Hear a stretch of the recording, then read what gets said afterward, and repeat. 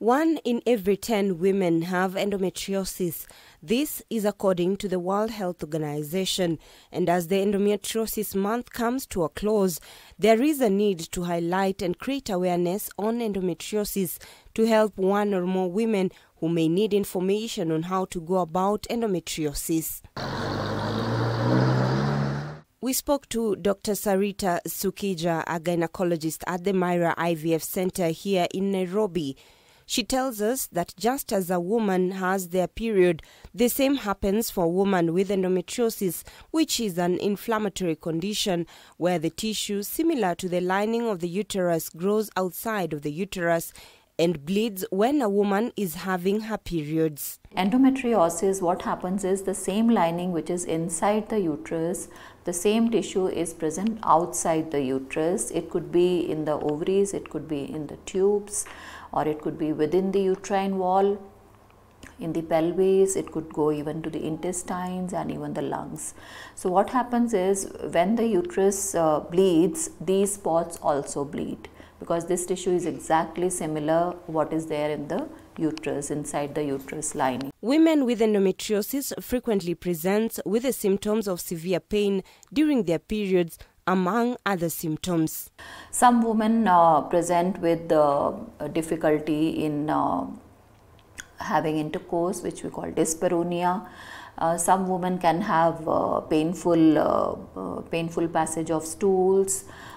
Some women can present with infertility. Dr. Sarita tells us that 21 to 51% of women with infertility concerns have endometriosis.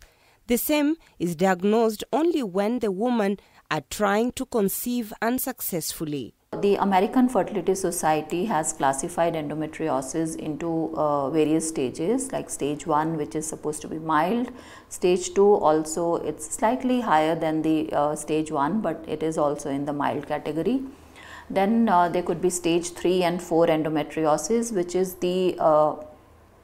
supposed to be severe endometriosis, in which the patient can have infertility, or they can have a frozen pelvis, or they can present with lot of symptoms. So it depends in what stage the patient presents to us, whether it's an unmarried girl or it's a married girl seeking fertility. And it is seen that most of the women present to us when they are trying to have a baby, and then they go to the doctor, they are not able to conceive. She further says that if the cyst is more than 5 centimeters, then it should be removed through a surgical procedure, and this can give room for a woman to conceive and carry their pregnancy to full term. The cyst can, per se, it can compress upon the ovarian tissue, and it can affect the growth of the egg, and it can interfere with the ovulation.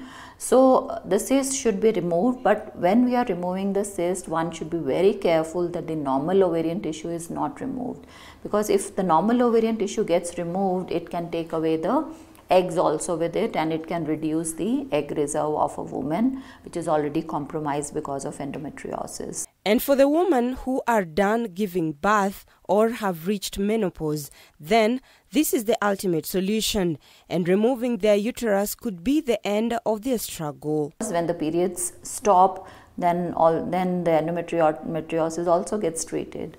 So the definitive treatment of the endometriosis, if somebody has completed family, then we advise them to remove the uterus, tubes and ovaries. That is the definitive treatment, because then obviously the periods will stop. Considering that healthcare is an expensive venture, there is still a need for health covers to intervene for more women, especially those who have endometriosis, to seek medical help. NHIF, it doesn't cover the infertility per se, but it does cover IVF. And we are in the process of getting it, and the endometriosis patients do require one clearing surgery, which is indicated if there are big cysts, and they might require IVF depending upon the severity. Robbie Omondi, K24.